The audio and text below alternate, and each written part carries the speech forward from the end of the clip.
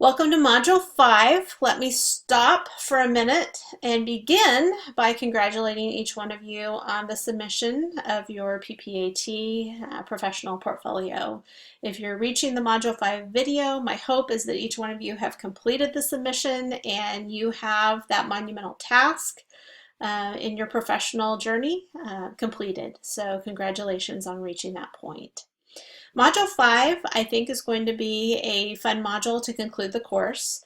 In this week's work, you're focused on your continued growth and improvement as a professional educator. Your course assignments are going to be due on April 25th, so hopefully we have a little bit of time to work and reflect. For our course assignments due on the 25th, we're going to be discussing your biggest takeaways and professional goals from the PPAT portfolio process. We're also going to discuss your goals for continuous improvement, as well as any tools and methods that you might use to help you reach your goals as you move into the future in your career. These may include accessing mentors and colleagues who support you, as well as professional development opportunities that may be available to you through your school district, maybe local service centers that offer professional development throughout the year or ongoing. You also might think about what professional organizations or other resources can contribute to your growth. So through the course, you become accustomed to having different resources shared with you. I know we've used Edutopia quite a bit. We've used open educational resources throughout, and maybe there have been some good resource sites that are professionally done that you've become fond of that you want to continue to use. Maybe there's listservs professionally that you can subscribe to that will deliver, in a digest format, important information on a weekly or monthly basis that will help you keep on top of new information, new techniques that may help continue to improve your professional learning and your instructional preparation for your students. So really just think about, how you might incorporate some of these resources into your own professional development plan for the future.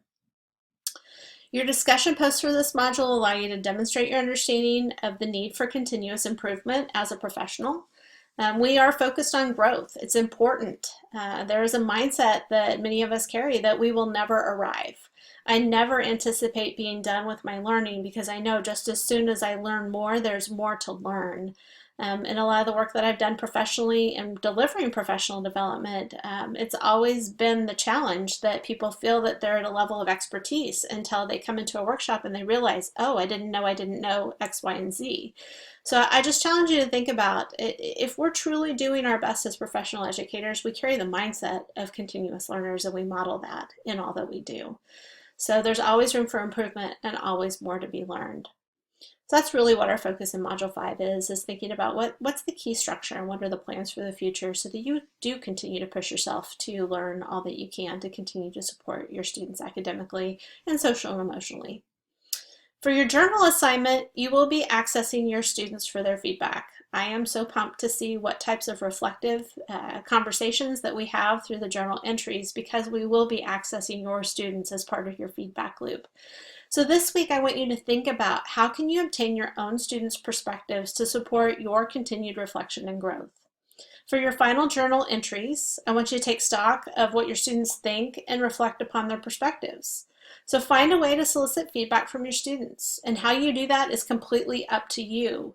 Feedback can be obtained in a variety of ways. You could have a one-on-one or small group discussion or conversation with your students. You could have a class meeting and just think about or take notes on what kids say. Try not to interject yourself into their conversation, but listen and let them have the floor to talk. You could give a survey to your students to more formally capture what they think and their perspectives. You could have a formal course evaluation that maybe you will use at the end of each course, semester or year-long course, that you'll just continually use so that you can gather data. That's kind of handy. So that might be part of your professional improvement plan, is to use that and gather student feedback on a regular basis.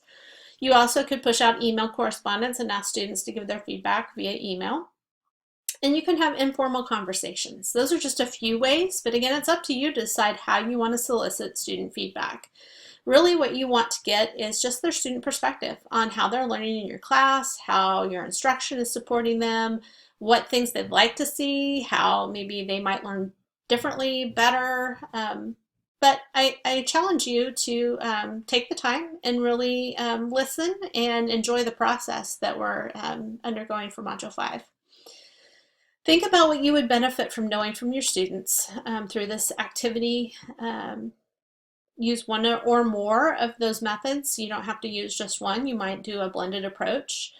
And I would encourage you to be sure and ask your students open-ended questions. Every time I ask an open-ended question, even in a college class, a graduate level class, I am always surprised by the responses I get back. So it's insightful. And it's unexpected at times, and it's invigorating. So think about incorporating open-ended questions to really kind of give students space to share. Think about how you will reflect on the information. How does this impact your professional development planning for the future? And in light of student feedback that you obtain, I want you to talk about how that impacts your professional growth plan for the future. So that's really the context of your journal entry for Module 5. Gather student feedback, write about it, and then also discuss how it impacts your professional growth plan as you move into the future for your own improvement. Pretty short and sweet. Just remember to continue to use your Google Doc that we started and have used throughout all the other journal entries, and send me an email when you have that ready to go so that I know that you're ready for me to come in and read and reflect with you. I wish you all the best. Reaching Module 5 is bittersweet, but please know that I have enjoyed every bit of being a part of your journey and working with you throughout each of the modules, and you energize me. If I can ever be a resource for any of you, you have my contact information. You know you can always email, text, or call me, and do not be shy about that. If I can support you in any way professionally, please know that I will do so. Have a great day and a great week.